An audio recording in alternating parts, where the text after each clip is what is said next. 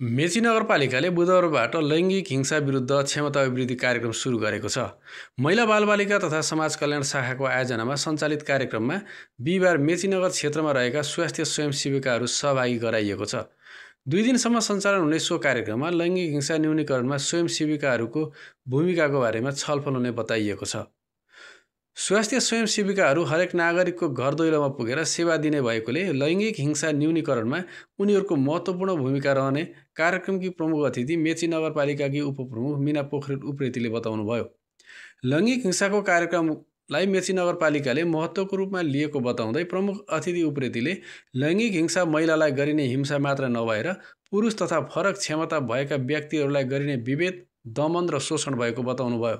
उहाँले मेची नगरपालिकाको न्यायिक समितिमा समेत लैङ्गिक हिंसाका थुप्रै उजुरी आउने गरेको बताउँदै आफूहरूले फौजदारी मुद्दा बाहेक अन्य मुद्दाहरू हेर्ने र छलफल गरेर पीडितलाई न्याय दिने गरेको बताउनुभयो। उहाँले मेचीनगरमा पुरुष हिंसाका घटनाहरू समेत न्यायिक समितिमा आउने गरेको जानकारी दिनुभयो। प्रमुख अतिथि उप्रेतीले जुनसुकै किसिमको हिंसामा संलग्न व्यक्तिहरूलाई कानुनले दण्डित गर्ने बताउनुभयो।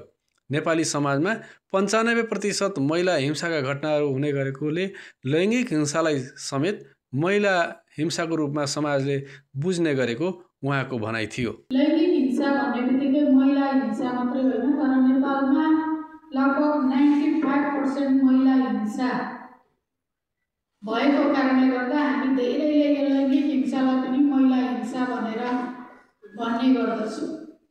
किनभने त्यो पर्सेन्टेजको हिसाबले चाहिँ अत्यधिक महिला हिंसा नै भएको कारणले गर्दाखेरि त्यो भन्न हामी बाध्य छौँ।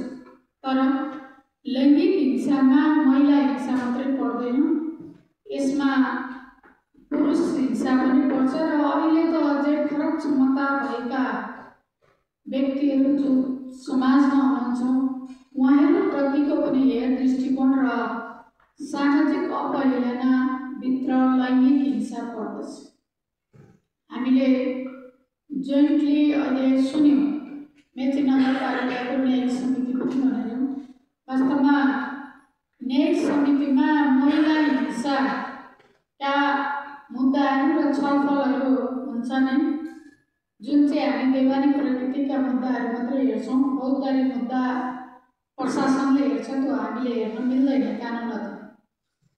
र त्यस्ता मुद्दाहरू हेर्दै गर्दाखेरि मेची नगरमा पुरुष हिंसाका निवेदनहरू पनि आएका छन्, ताकि अहिले पुरुषहरूले समाजमा हामीलाई हिंसा भयो भनेर अगाडि आउन नसकिरहेको अवस्था छ र हिंसालाई दबाइरहनु भएको छ कि सामाजिक मूल्य मान्यताका आधारमा यदि पुरुषहरू समाजमा अगाडि आउनुभयो भने त्यो पुरुषहरूलाई विभिन्न संज्ञाहरू दिइन्छ। अहिले पनि त्यो छ।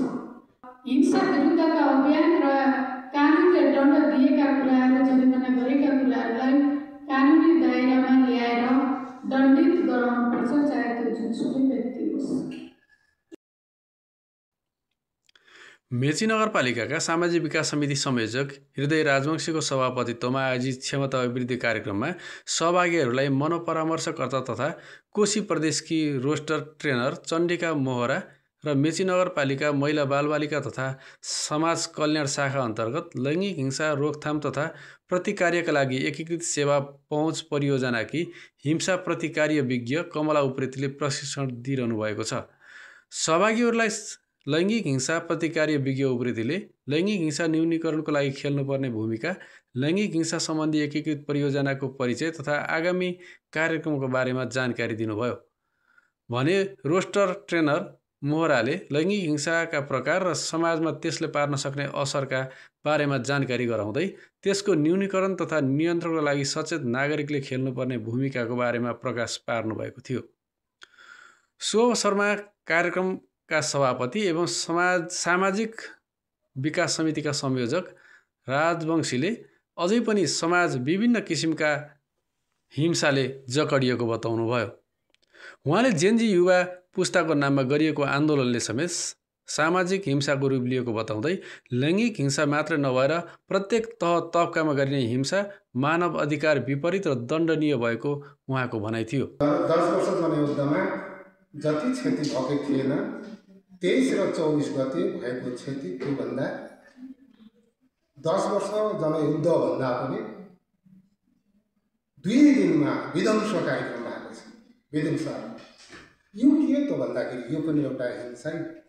त्यसभित्र लुकेका कुरा यथार्थ राम्रो पनि होला, राम्रो थियो।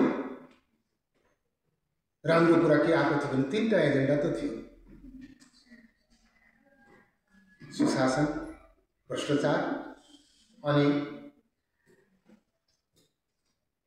सोसियल मिडिया सामाजिक सञ्जाल चाहिँ उपभोग गर्नु सबैले पाउनुपर्छ भन्ने गरी चाहिँ यो 3टा एजेन्डा राखियो।